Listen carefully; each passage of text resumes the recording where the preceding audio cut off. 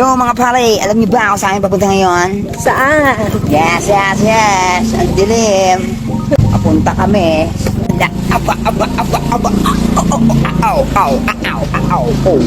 To. Sa kanyang bahay at shop.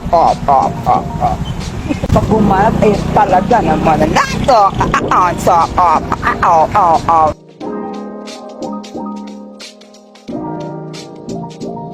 Nandito na ngayon tayo.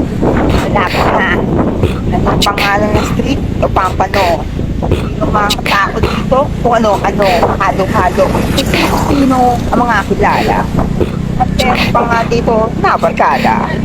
Hanep sa flow. Parang old school. Eto na. Pare ko mananapul habang nagmomotor ay bumibitaw. May nagtitinda ng barbecue, merong kasamang isaw. Ang ganda lang to, no? Ang ganda lang to, no? Parang makaluma. Ikaw ang liberada. Ganun mga flow dati, mga parigoy. Mga panahon ni Sir Mike Cosa. Kapolitik days. Sino man ang tatawagin ay talagang tatamaan. Pananong keso-keso, pananong kontra-kontra. Sarado ang kanyang bahay. Ito isipin. Kaya naman ngayon ako ay sasaya everyday and okay. Yo, what's up? Kulit ng freestyle ng puta. Ang kulit ng freestyle ko, ako ay magtatanggal ng helmet. Tatanggal ng helmet para ako ay pogi. Eto na ngayon, kompleto ako ng rep. Meron akong sombrero, meron ako na t-shirt. Ay talaga namang ako ay siyang kompleto. Wala lang akong short, pero meron akong grip. Ala, sira ay sarado. Yo, bali! Pumunta sana kami kala Benson. Kaya lang, dalawa na lang pala sila doon. Sa tumbak sana sa Asia mo. Benson, so walang happening. So, sa ayaw namin ng dalman. Sa anong oras na rin, alas 12 na. Siyempre, galing sila sa shooting. Shoot sila ng MV na lang bago ilalabas. So, sa ibang araw na lang yung pumunta ngayon. Mag-alag sa lang kami. Kala, hindi ko magagawang pala niya. Pero ko, hindi pwede mo magagawang na pala. Let's go!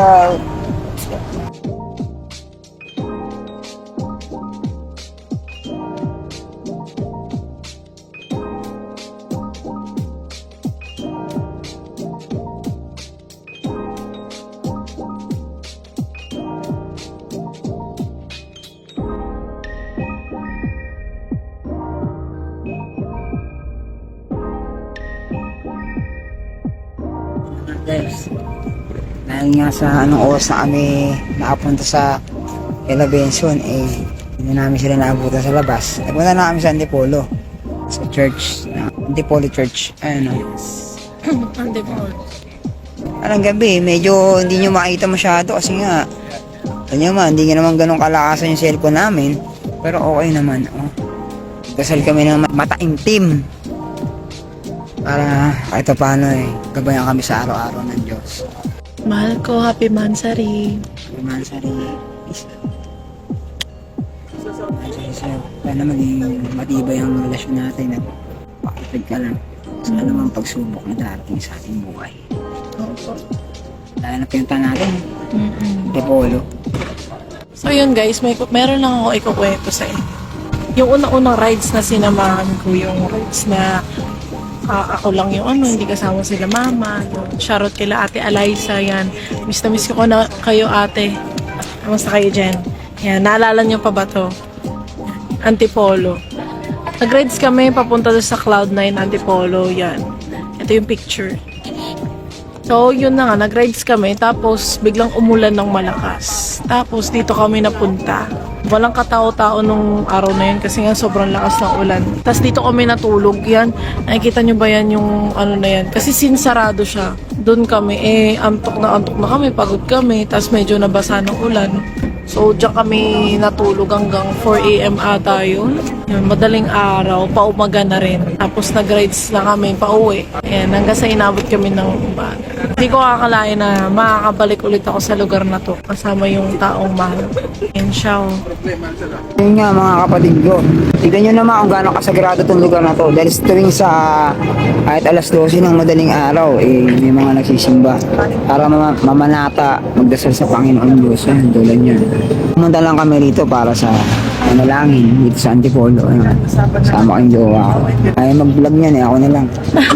Ayaw mo. Dahil ng inaambay namin mga kapatid. Dahil sana lahat ng nagagawin. Ayaw niya Ayaw mag-vlog. Wala siyang, gusto niya mag-vlog pero ayaw niya magsalita. Ay, ito kayo ha. Kakaiba yan, di ba? Kakaiba yan. Magsasalita ako, kontrahin mo. Ano? Magsasalita ako, kinukontra mo. Mansari natin ngayon, di ba? Oo. Mal. Ayan. Shit, what's up? Sa wakas, umawak din ng cellphone yung nakakundo ba? Eto nga. Kaya nga ng ansari namin, syempre, abangan ko yung pasensya ko. Hindi ako makakasa. Akala niya bibitawan ko lang yung cellphone, ayaw ko na daw mag-vlog. Kami nga pala yung mga vlogger ng lobot sa cellphone. Pero syempre, ganun talaga. Alerto kami, hindi namin kinadjudge yung mga cellphone. Eto, naka-charge to. Kaya lang, problema. Hindi naman ito kasi yung pang-vlog namin. Ayan, yung cellphone na yan. Lobot yan. Kaya maya, tirik yan. Uy, 12%. Mabagal naman tumalop. Oo nga naman. May katilang pa. Iho. Ayun nga, hindi ako nakapag-charge. Hindi ko din naman kasi na-expect na magra-rides kami or ano. Akala ko pupunta lang kami saglit sa Kuya Abadon. Biglaan din naman. Sabi nga nila pag biglaan natutuloy ganun. Pero yun nga, overall naman guys, nakakatuwa lang na isipin na sa maraming araw na dumaan, sa maraming pagsubok pa rin yung sentro namin. Si Lord. Siya ang sentro namin kung bakit ganito kami ngayon katatag. At na may siya pa rin ang maging sentro namin sa panahon na karon talaga ng napakalaking pagsubok. Hindi tayo ganun kabait pero marunong tayong kumulan ng Diyos. Wala naman tutulong sa atin ng Diyos na. Ito yung iba talaga dito dumaan lang para magdasal, mamanata. Kaya naman ako nagtatagal pa rin dito kasi nga, tuwa nga na. Hindi ko pa alam kung saan yung daan. So yun na nga guys, uwi na kami. Happy Mansari sa amin. Masaya ka ba? Yes. Parang hindi naman. Ay, masaya ako, Pongki. Sana lahat ng mga dinadasal natin matupad. At syempre, para matupad ang lahat, kilusan natin. Magandang gabi sa inyo lahat mga kapatid.